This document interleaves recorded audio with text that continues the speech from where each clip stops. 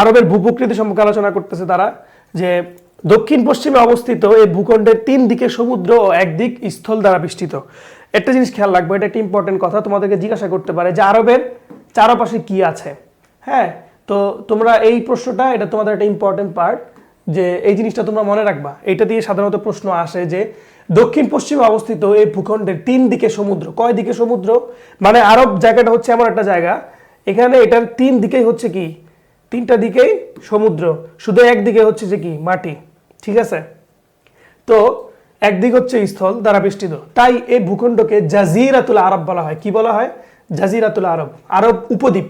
ওকে, বা আরব উপদ্বীপ বলা হয়।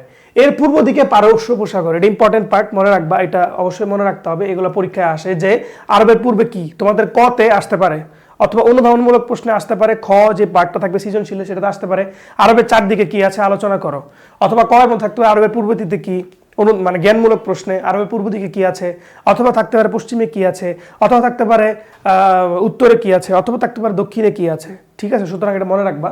আরবের পূর্বে আছে পারস্য উপসাগর, পশ্চিমে আছে লোহিত সাগর, উত্তরে আছে সিরিয়া মরুভূমি, এবং দক্ষিণ দিকে আছে ভারত মহাসাগর। ঠিক আছে, তাহলে পূর্বে হচ্ছে পারস্য, পশ্চিমে হচ্ছে লোহিত,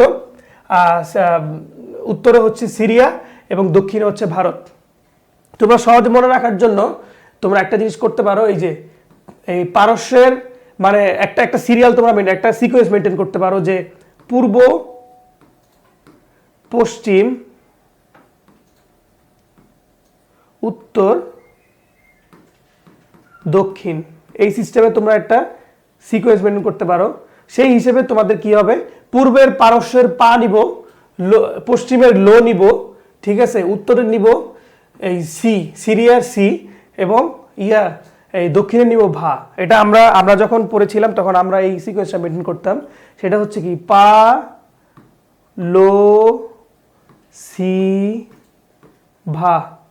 ঠিক আছে, মানে পূর্ব, পশ্চিম, উত্তর, দক্ষিণ।